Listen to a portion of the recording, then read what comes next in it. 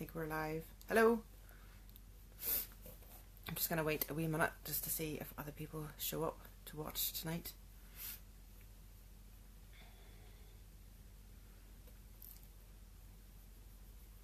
Or maybe I'd just be talking to myself.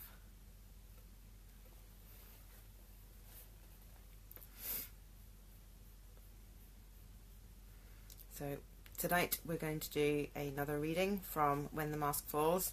I've picked a different section, so it's not going to be the same as last time.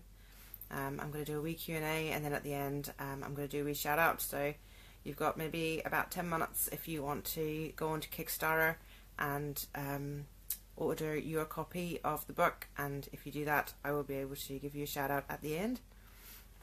And we'll get you started in a wee minute.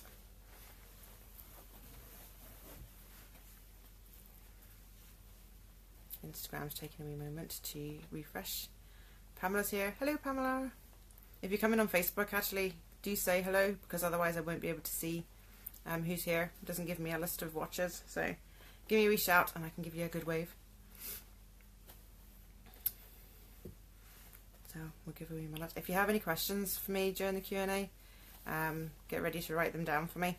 I have a few that have already been sent to me to get us started, but if you have one, don't forget to write it down at the end. Read lots, drink coffee. You're here with us. Thank you. Hi. We'll wait a few more minutes. In fact, while we're waiting, I can tell you about my crazy week that we've been having. So I had my first ever review this week from the girl who won the editor's copy of the book. She received it in the morning, started reading it in the afternoon, and basically couldn't put it down after that. She sent me a great review, gave me a huge buzz of excitement there on the other night. Austin Noland is here. Hi Austin, thanks for joining us. So that was really exciting. The Kickstarter campaign itself is going well. We're a third of the way in, and I've reached a third of my total, which is great. We're on track, so please keep supporting me. Please keep supporting my campaign, and let's see if we can get this book published, which would be so awesome. And I think that we will get started. That's my news anyway. So it's all going good. So we will start if you're ready. Catherine Beatty has joined us as well. Hi Catherine. So here we go. He sat on the bench and rubbed his temples. His world was crumbling around him. Just keep fighting, he told himself. He'd been in worse trouble than this in the past. He just had to trust in his guys, just like he always had. Ash continued as he popped 2 little white tablets from a blister pack of aspirin he found in his pocket. They even had Eddie in last week, trying to lay Nancy's disappearance on him. They said a food delivery guy ID'd him. There was another guy there, but they don't know who it was. Michael bowed his head. Ash, just keep doing your job. We've been here before, more than once if I remember rightly. The case will fall apart and they'll have nothing. I don't share your optimism, Michael. You said they don't have any other witness. As long as that doesn't change, they will have to drop it. Leave the rest to me. All right. He dropped the phone back into his pocket and looked out across the emergency entrance of the hospital as an ambulance pulled in. Lights and sirens spoiling his moment of peace and quiet. He watched the crew rush someone out the back of the ambulance and through the hospital doors on a stretcher and sighed heavily. He only managed about 10 minutes of deep thought before he was interrupted again. Hey. He looked up and spotted a familiar figure running across the lawn in his direction. He sighed again. It was TJ. He had once been pleased to have TJ, but recently he had started to go off the rails. He was crazy and impulsive, and he couldn't help thinking that things had been smoother and more efficient before he came. An interesting thought entered his troubled mind. Maybe TJ would prove useful after all. Maybe TJ could take the bullet for all this. After all, Nancy was spotted at his mum's house. That would solve 2 problems rather nicely. He would have to look into that and make sure he couldn't be linked back. In any case, TJ had to be kept in the background from now on. Couldn't afford any more of his cock-ups. Boss. TJ was standing about 6 feet away, puffing away with a frenzied look on his face. What is it? You were right. He's definitely having an affair. TJ retrieved his cigarettes from his coat pocket, still panting. He took one for himself and offered one to his boss. He nearly shook his head. He hadn't smoked a cigarette for years, but he thought under the circumstances one wouldn't hurt, and slid one out of the box. Tell me something I don't know.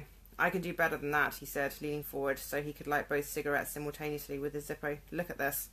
TJ unlocked his phone and opened the gallery app before handing it over. A very angry, evil-looking grin consumed his face. He continued to scan through the pictures. There were 10 in total, each one adding fuel to the throbbing rage he was already feeling. His hand tightened into fists as he stood up from the bench. The cigarette hung listlessly from his dry lips. He hurled his phone to the ground and found it with his angry boot as he glared at TJ. Boss? He snatched the cigarette from his mouth and started moving, his long legs striding out across the grass, his feet pounding in anger, his anger into the ground with each heavy step. Boss? TJ chased after him, jogging to keep up. Go home, TJ, he said without stopping. But he turned, rage spilling out from every trembling pore in his body. Without thinking, he lifted his fist and smashed TJ across the face with the back of his hand, forcing him onto his hands and knees. Go home. He turned and continued on his destructive path, stomping over flower beds and barging people out of his way until he found himself back at his car. He sat in the driver's seat and banged his head against the steering wheel 3 times before breaking down in tears. People screwed him over all the time. He was used to it, hardened to it. But this, with him, that he could not take, and it would not go unpunished. He took a few moments for that thought to sink in. Revenge always had a calming effect on him. It soothed him, comforted him when nothing else would. He wiped his wet face, took a deep breath, and gathered himself. He needed to consider his next move. He needed a steady head. There was only one way he knew to deal with people who took advantage of him, and he took 5 slow, deep breaths before pulling out his phone, scanning for the right number and hitting dial. The phone rang twice before it was answered. Eddie, I have an important job for you. Meet me at the house tonight. He hung up and dropped his head back onto the steering wheel. Just one more call to make. And that's the end of that chapter. Who else is here? Elaine has joined us as well. Hi, Elaine. So I said I would do a few wee questions. Pamela has asked me, what was the last movie you saw and why did you choose it? I don't know if I should answer that question. The last movie I saw was 50 Shades of Grey last night. Hopefully that doesn't cast too many aspersions on my character. Why did I choose it? Because I kind of did enjoy 50 Shades of Grey movies. Of all the books that I have read, it has been actually one that has been quite inspiring to me.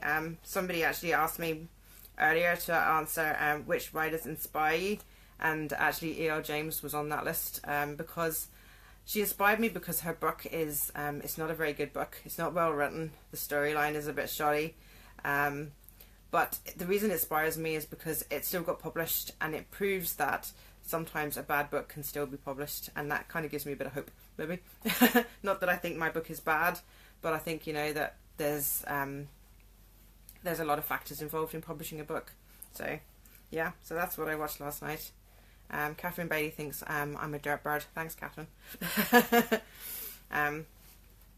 So that sort of leaves us on. I've been asked as well about why have I decided to publish like this? Why have I used Kickstarter? Just because really it offers a lot more options. It's better than just going to a shop and buying a paperback. You can get signed hardbacks. You can have your name acknowledged in the book. You can even have your name used as a character in my next book, depending on which option you choose when you go to my Kickstarter and choose to back me. That would make a great gift for somebody if you wanted to have their name used in the book. It's not something that people can say happens to them very much, so I think it's quite interesting and quite quirky, so it's just a different way of doing it, Zelly's joined us. Hi, Zelly. How did you come up with the title of the book?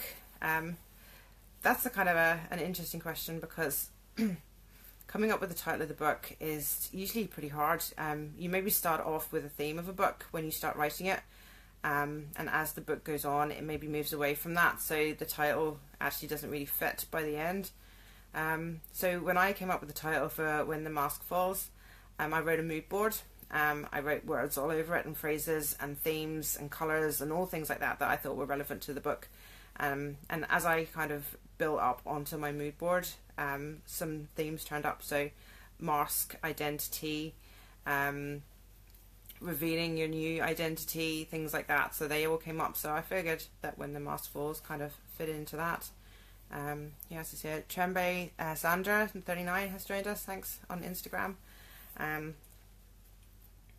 What would you do if they won the lottery?